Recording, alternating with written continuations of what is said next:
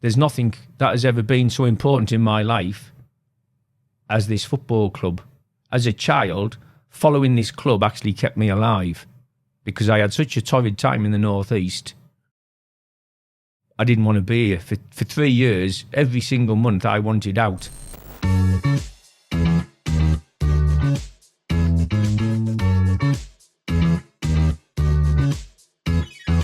Hello and welcome to the latest episode of Claret Blue podcast. This week we're talking about a special anniversary, the 150th anniversary of our great football club.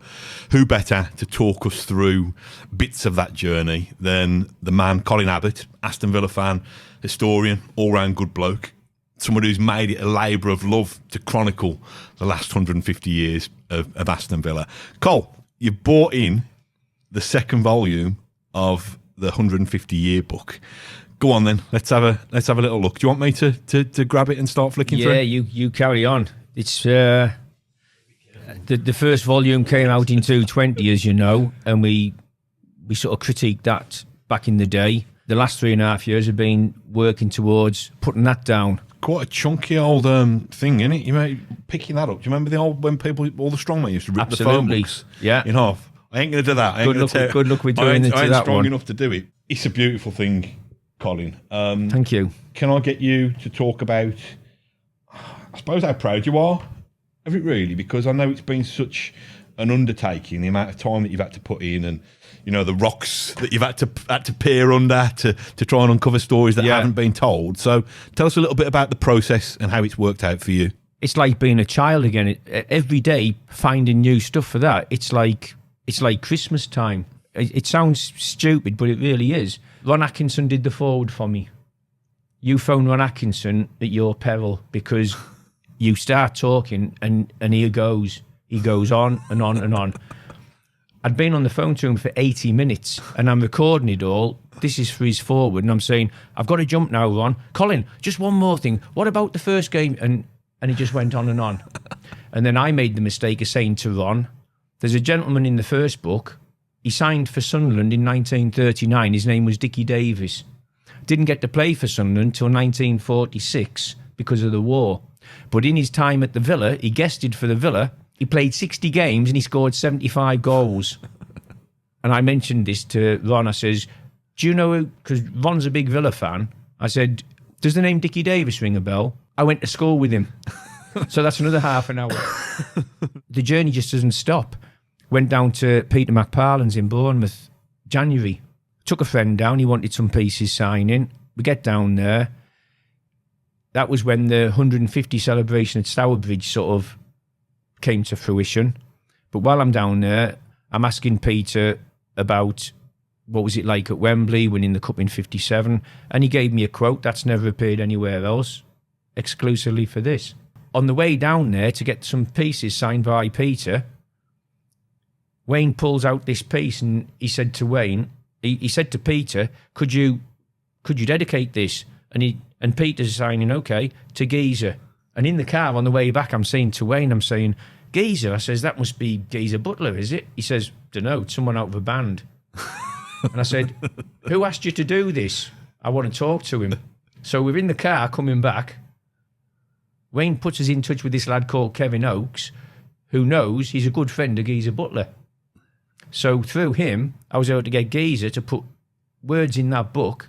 He told me the story. I put it in there word by word, but he told me later how he'd actually fed £1,500 or $1,500 worth into a payphone to listen to the entire commentary of the 82 European Cup final. This is mad. It seems to be the more that you kind of, I don't know, put the feelers out or you go down one little avenue, you'll get a nugget of gold from there, but then that will open a door to another thing. And then the more people who realise that you're working on a project like this will think, well, actually, my great-grandson's next door neighbour's cat, you know, has found a medal that's been up the loft for like 3 years. Honestly, you couldn't make it up, Matt. I'm at one event and a lad come over, he recognised us. If ever you need a photographer for a book launch, I'm your man. And on his phone, he's showing me these beautiful pictures. So he let us use about 5 or 6 of them in there. So as a thank you, he's getting a copy of the book. His name's Jamie Cooper, JMC Photography. Like you say, it just snowballs. This is going to sound stupid, but sometimes when I grew up, my mum told me I was useless and I'd never amount to anything. And I thought that I would be something because I chucked myself into running for years and I got really good. But then through injuries and accidents at work and what have you and disc fusions, I couldn't run. But I never ever dreamt that I'd become a tiny bit famous for what I've achieved with my books. Every now and then I'll go to the bookshelves and I'll take Peter Morris's 100 Years of Aston Villa.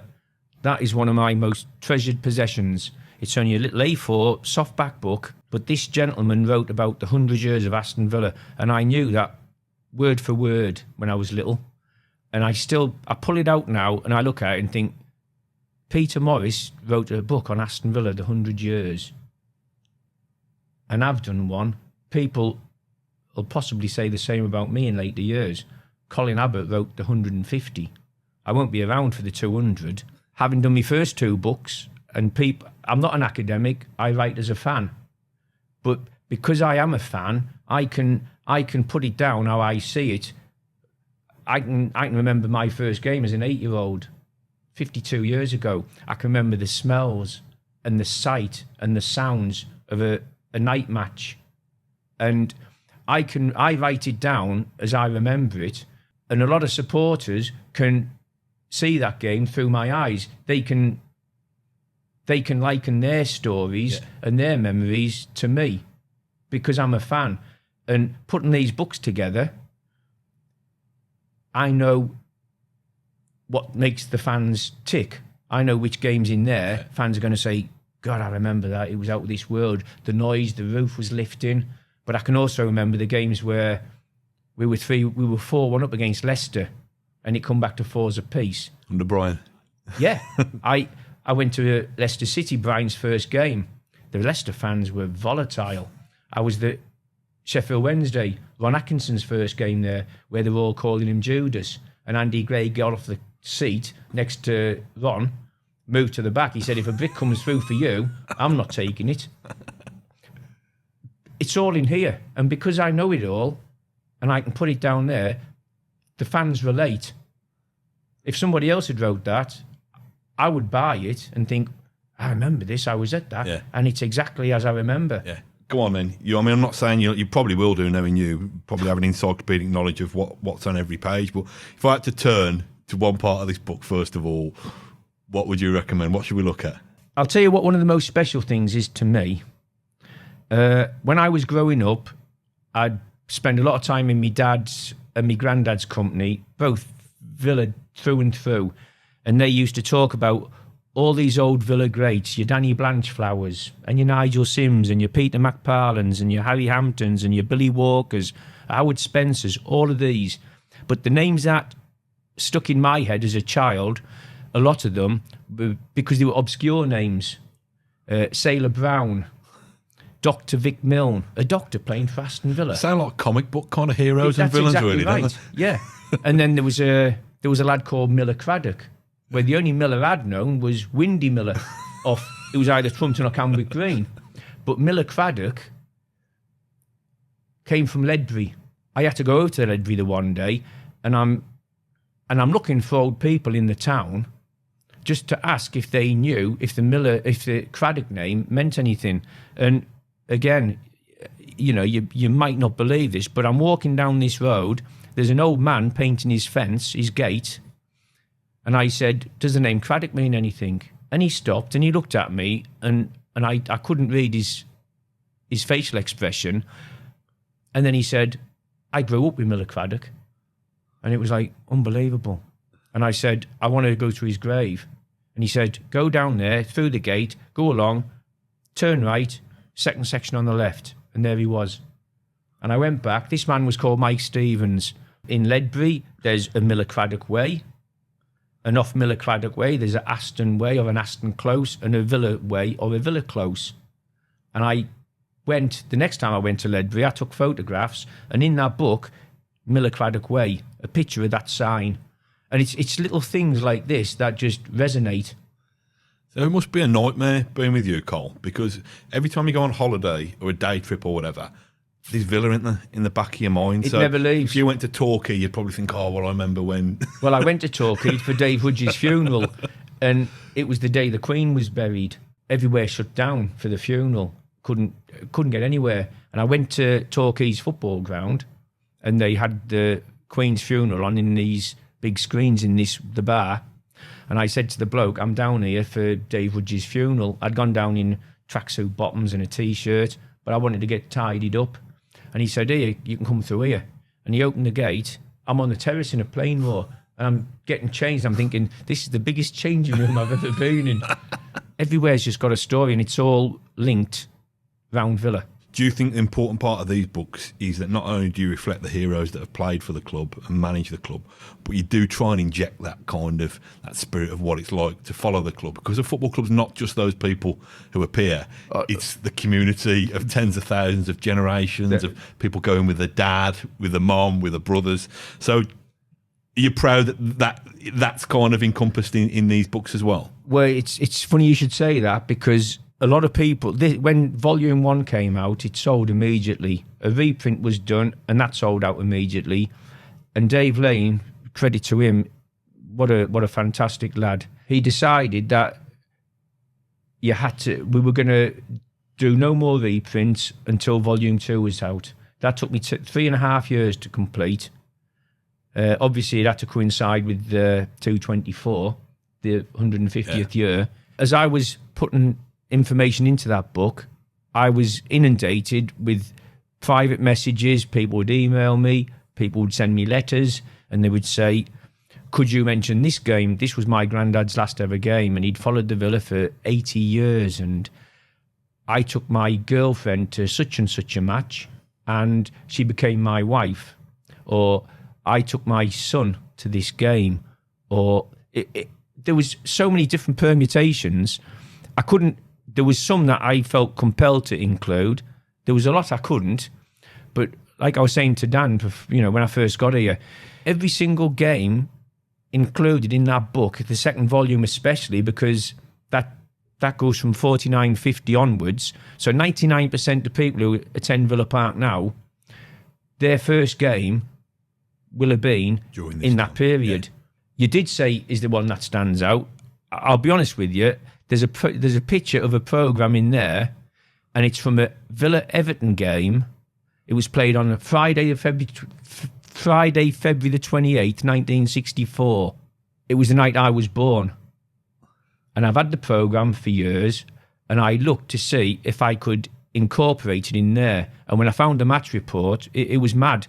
There was 2 referees, there was 3 linesmen, the Villa goalkeeper was taken to hospital and kept overnight for observation.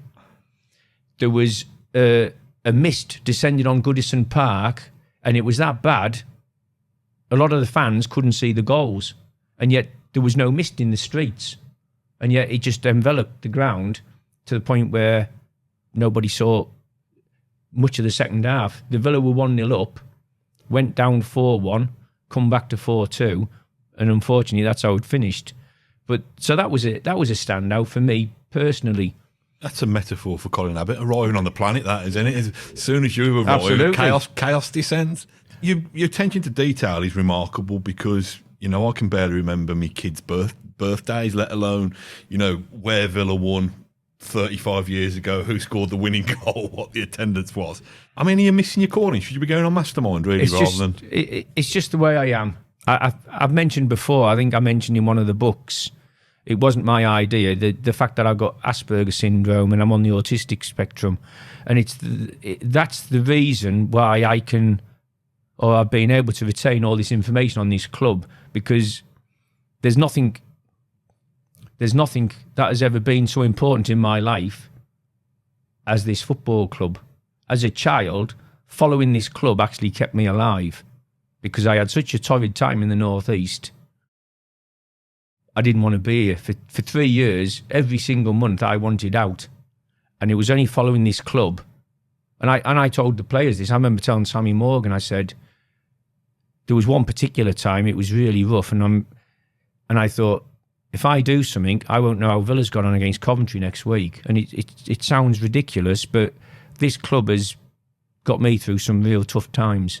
And I feel this is why I was sort of put here, to document history, because if I didn't do it, nobody else would. And this club, more than any other club in this country, it's got such a rich heritage, such a beautiful history, it needs to be told.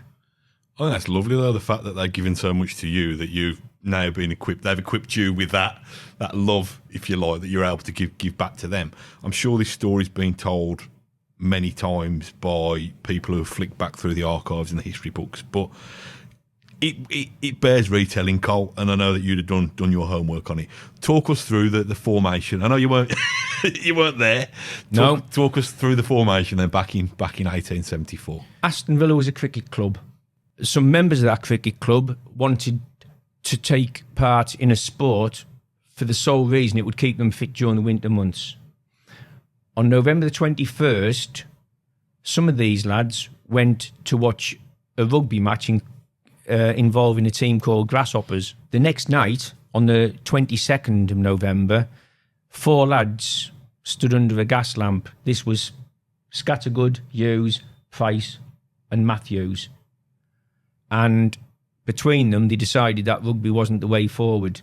The very first game that I found a match report for was January 1875. The Villa played Aston Unity and they lost 1-0.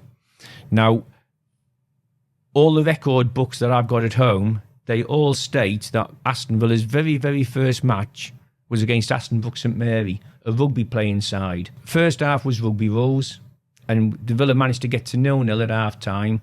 Second half, under Football Association rules, they beat Aston Brook St Mary 1-0 to a goal by Jack Hughes. Jack Hughes being one of those 4 under the gas lamp. Jack Hughes was interviewed when Aston Villa became 50 years old, and in that interview he said that the very first game was March, but he said March 1874, so I think he was a bit mixed up.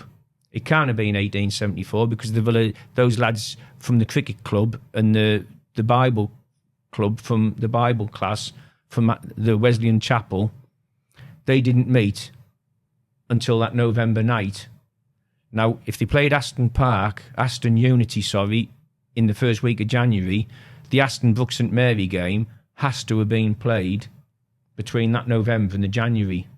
And I've seen in a book that come out recently, they're saying that this Aston Brook St Mary's game was their second game. When they decided on a football team to get an opponent to play them, a lot of football clubs were either affiliated to churches or public houses, and it was very, very rarely that these teams crossed over. Aston Villa were a church side, so it's highly unlikely that they would have played a team that had been from a pub, a public inn as they called them. Football teams were thin on the ground, so it would make more sense that Aston Villa's first game would be against the rugby opponents. You're not going to play Football Association sides to then play later against a rugby side. It just doesn't add up. Once April came, there's no mention of Aston Villa Football Club. It's all Aston Villa Cricket Club. And in this book, there's match reports from the Villa playing the cricket, and then once the winter's over, they revert back to the football, and the football results and match reports appear. And it was like that up until about 1879. Jack Hughes, again, this is just another one of these strange coincidences. At Gary Shaw's funeral recently, Dennis Mortimer come over to me, and he says, I've been looking for you, Colin. He says, you need to come and meet someone. And he dragged us over to this little gentleman in a scooter. And he said, this is Colin Abbott, who I've been telling you about. And this lad said, you write books and you're a bit of an historian. He said, I want to give you something. And he handed me an envelope. I couldn't read it then because we were going into the crematorium for Gary. But when I got home, I opened this, and this lad's a genealogist. He's in touch with one of Jack Hughes's living relatives. He's a great-great-nephew.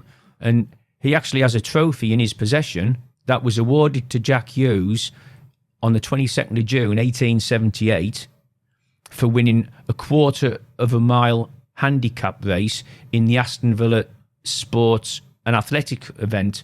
It's a shame that I hadn't met this man a month before, because then a picture of that trophy would have found its way into Volume 1. Yeah. Unfortunately, we missed the boat. But there's going to be other things that come to light in future years, little pieces of the jigsaw that will build up. It's amazing, really, that, like I said, these little kind of coincidences and these little sliding doors moments seem to open up opportunities.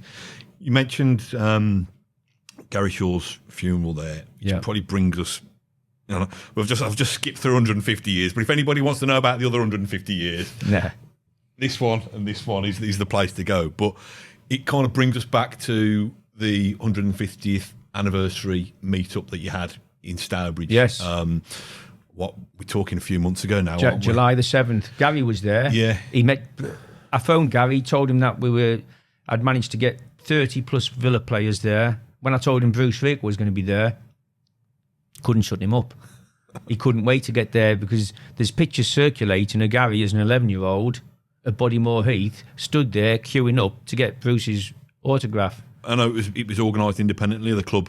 I think it wasn't part of Aston Villa. This get together. Aston Villa have been good where this is concerned. Right back to last December, Chris Heck allowed me and the publisher to go along to have a meeting with him. We were in there for about 90 minutes, and we gave him a copy of Volume 1, and he loved it. What people don't realise about Chris Heck is he's interested in the history of the club. He was telling me how West Ham got Villa's colours through a West Ham player. I did put him right and tell him it wasn't quite like that. I think you've told me previously, Colin, that the club were considering a little nod to the past with a special kit or something. Is anything happening with that? Do you know? Or? I don't know what's happening at the moment, but when me and the publisher had the meeting with Chris back in December, I mentioned how Man United had got special permission to wear a one-off shirt to honour the 1958 lads from Munich. So in 2008, Manchester United wore this shirt that had no badges on, no Premier League, no names. It was just numbered 1 to 11. And I said, perhaps the Villa could do something like that. And he was already on it. He'd taken the Villa's very first shirt, which was red and blue hoops, and he changed it to claret and blue hoops. And I said, I actually took this shirt up, funny enough, because this shirt, you can see where it's got 1874 and AVFC woven in. Yeah. And I slid a piece of paper over the table to him, and I said, have a look at that, Chris. I said, there's 148 names there. I said, this time next year, bearing in mind the meeting was last December, I said, Ollie Watkins and Emi Martinez will join that list of 148. And he said, what is that list? And I said, it's fate. I said, there will be 150 players have appeared for Aston Villa 150 times or more in Aston Villa's 150th year. And he jumped up and he says, I'm on it. He said, that's going to happen. So at some stage this season, Villa will wear that one-off shirt with all the names. Yeah. These 150 names are going to be woven into the fabric. And that is going to be a thing of beauty.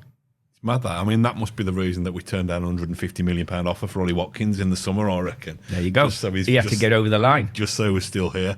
Yeah. It'd be interesting, hopefully, if that comes to pass. I've had a Black Sabbath collector's item on sale in the shop in the last couple of weeks. But if you've got something that's going to be telling the story of, a memento of such a wonderful landmark and anniversary for Villa, then we look forward to seeing that. You were saying, Cole, that there's a couple of people you wanted to shout out about helping you get this book over the line. If you flick through there, and a lot of Volume 2, John Farrelly's collection formed a lot of Volume 1. For this second volume, I enlisted two really good friends, Mick Tilt and Andy Hooper, and their collections more up to date than what John would collect. A lot of what's in that book has come through either Mick or Andy. It makes the book. It adds to the words that I've put in there and what I've found. Some of the early reviews have started flying in. You've shared some of them with me, and there's a lot of love for this because, whoa, don't ruin it, Matt. There's two standouts of the reviews. One of them, Carl Chin. I've met Carl many years ago. He interviewed us twice on his radio programme for books that I'd done. We're talking about 10, 15 years ago or more. When he received the book and he emailed me and he's saying it's outstanding, it's stunning, it's this, it's that, it's the other. And then he put it on his LinkedIn account and he just said, just received Colin Abbott's book. He said, I've run out of superlatives to describe his achievement. And you think, what an endorsement from somebody who's so high up. Because Carl's not only a fan, he's such an academic, he's a professor, he's everything I'm not. The comments from the fans, the one lad said, this is the best book I've ever seen on Aston Villa. And I replied with, I was curious as to who the first one would be, because I genuinely believe it's worthy of that title. I genuinely do. No, listen, I think you should be proud. I mean, the Matt Kendrick review's not dropped yet, but it'll probably say something pithy like, bloody good book. Thank you. And it's just, it is a testament to your efforts, and I think it's a wonderful football club. We love the football club. Absolutely. We've all got our frames of reference, like you said, this game, this player, this moment, this shared moment with a friend or a relative and stuff.